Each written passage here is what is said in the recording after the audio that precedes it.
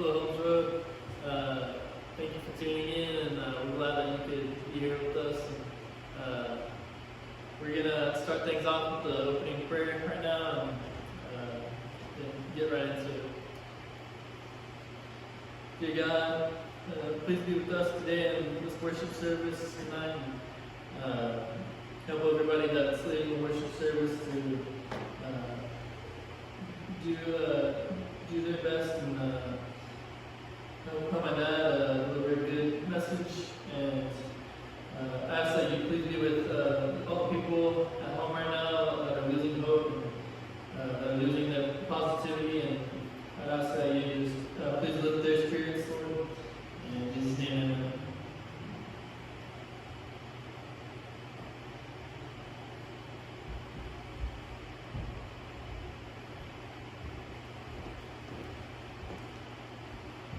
Hello, church family.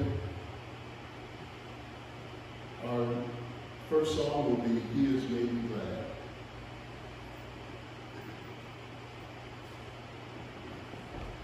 I will enter His gates with thanksgiving in my heart. I will enter His courts with praise. I will say this is the day that the Lord has made. I will rejoice for He has made me glad. He has made me glad. He has made me glad. I will rejoice for He has made me glad. Oh, He has made me glad. He has made me glad. I will rejoice for He has made me glad. I will enter His gates with thanksgiving in my heart. I will enter His courts with praise. I will say this is the day that the Lord has made. I will rejoice for He has made me glad.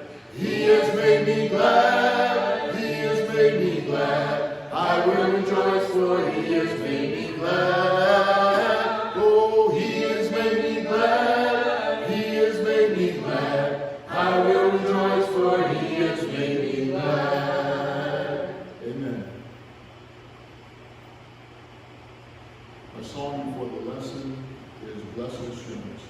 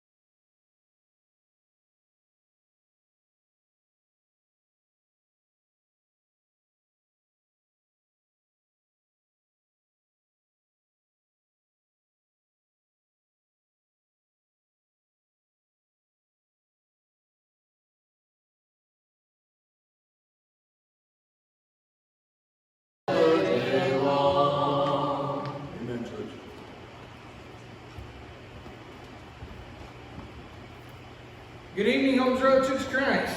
I'm glad you could come back and join us for this evening.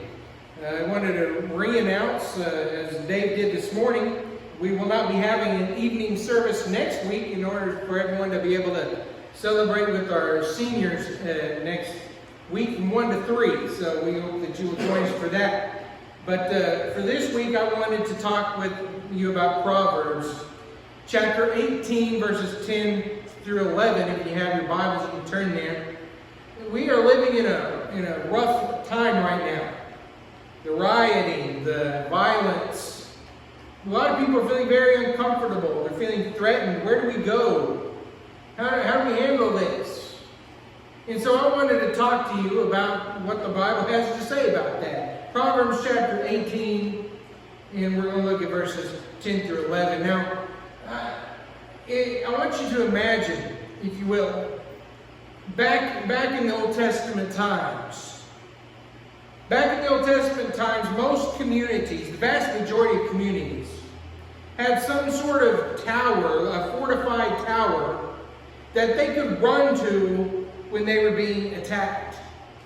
Like the picture we have here behind me.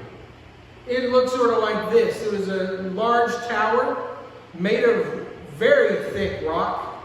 Arrows could not penetrate. And homes were they were vulnerable. They were weak, but everyone in the community, if they were under attack, they could run to the fortified tower. Imagine if you're just one day you're just out on the hillside and you're farming, you got your sheep, or you're farming your land, trying to raise some vegetables, just trying to live and work, and all of a sudden you see this dust cloud and you see this army coming at you. You see these people coming to riot, and they're coming at you. Back in those days, you'd drop everything and run to the fortified tower and take refuge in it. And as we come to Proverbs 18, verse 10, let's take a look at it. It says, the name of the Lord is a fortified tower. The righteous run to it and are safe. Now what we're going to see in chapter 18, verse 10 and 11 is there are two fortresses. And there's a comparison of these two fortresses. And here's the first one. The first fortress that the writer of the proverb points out, the first fortress is the name of the Lord. Now I want you to know that this is the only time in the entire book of Proverbs that phrase, the name of the Lord, is mentioned. The only time in the entire book the name of the Lord is mentioned, and it's mentioned in this section about being a fortified tower, where the righteous run to it and are safe. It is good to know when in times of danger, when in times of trouble, when there are times when you're feeling anxiety or threatened, God says, my name is the secure place. That's where you find security. You can come to me. I am God, and within the walls of my name, that's where you don't need to worry.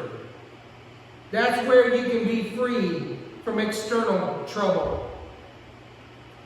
When we're afraid, when we're frightened in this culture, God says that is your first choice. You can run to my name, which is a fortress, a fortified tower, and you can find peace within me. And I want you to notice also the psalmist's use of run. The name of the Lord is a fortified tower. The righteous run to it and are safe. That word run there, it implies a sense of humility. You know, the only person who gets scared and runs is the one who comes to humbleness really quick. When you run, you know that you have no power. You realize you're scared and you need help. If you're all by yourself out on the countryside farming and you look up and here comes an army, you drop everything immediately in humility because you know you can't take this on by yourself, and you run to the fortified tower. You sprint as fast as you can. And that's exactly what the psalmist is trying to say here. When you're in trouble, You run to God. No matter your trouble in this world, when you humbly turn to God and run to Him, you can find refuge, protection, rest, and comfort.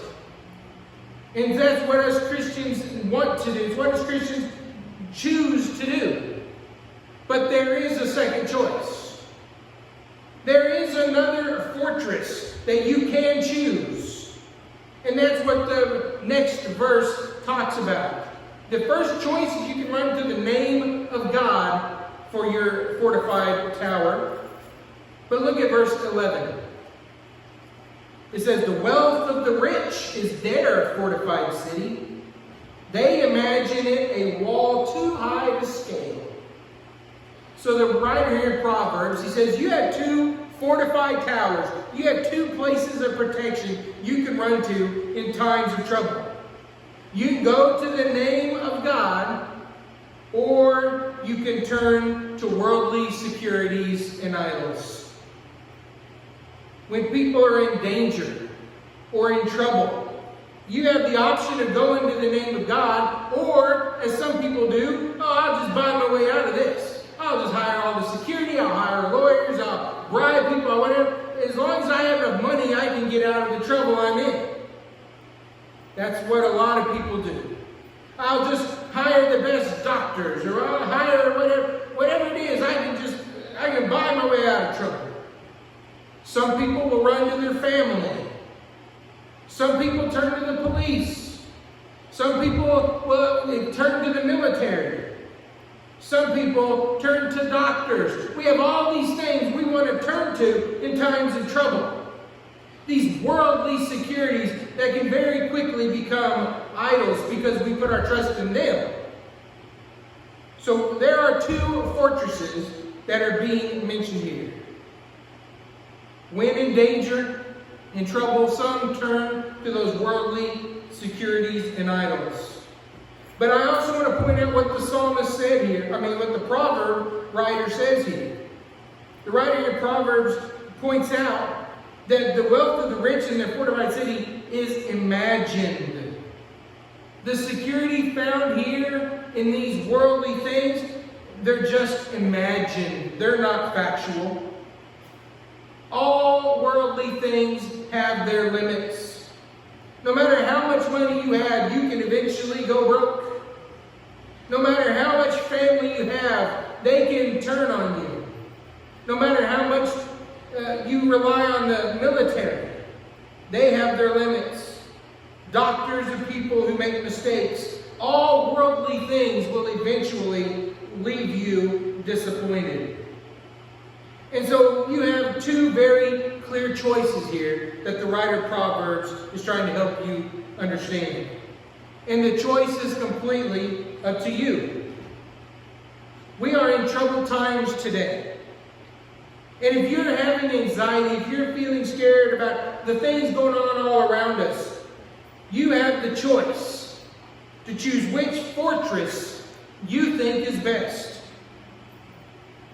And the fact is, the majority of the people in this world today are going to choose the second fortress talked about in Proverbs 18:11. They're going to choose that fortress. They're going to choose the second fortress because they feel like they have more control. And we know this to be true because in Matthew chapter 7, verses 13 through 14, it says, enter through the narrow gate. Wide is the gate and broad is the road that leads to destruction, and many enter through it. But small is the gate and narrow the road that leads to life, and only a few find it. Jesus said, when it comes to the vast amount of people, they're going to choose that second fortress. But you who have given your lives to Christ, you who have chosen the Christian way of life, when troublesome times hit, we turn to the fortress that is the name of God. But again, it is your choice. When the tough times hit, do you say with pride, I got this, and try to handle it yourself with your own power and your own resources? Or do you with humility and humbly run to God for comfort, protection, rest, and safety. Those are your two fortresses. It is your choice. And as for me and my house, I want us to always choose the name of the Lord for my fortress. And so, as we go throughout this pandemic, as we go through these riots, as we go through all the troublesome times ahead, may you find your comfort in the fortress in the name of God, and not in the worldly fortress. And that is the lesson for you this evening. If you need anything, let it be known. If you want to come to Christ, call the church. We will study with you. We'll baptize you with whatever your need is. Let it be known. We're going to sing this song and end our services here tonight.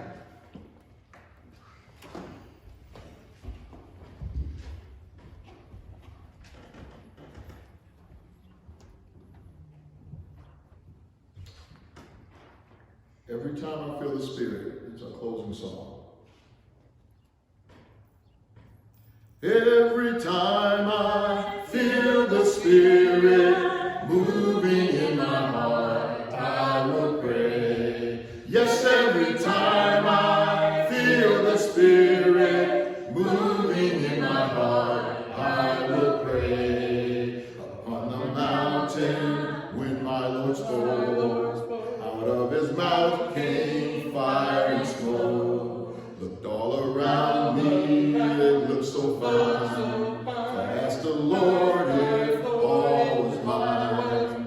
Yes, every time I feel the Spirit moving in my heart, I will pray. Yes, every time I feel the Spirit moving in my heart, I will pray. Jordan River is chilly and cold, chills my body, not my soul. Ain't but one train upon this track, it runs to heaven and then right back. Every time I feel the Spirit moving in my heart, I will pray. Yes, every time I feel the Spirit moving in my heart, I will pray.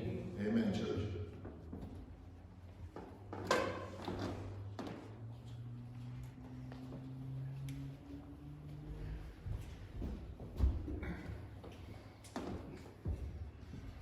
Let us pray.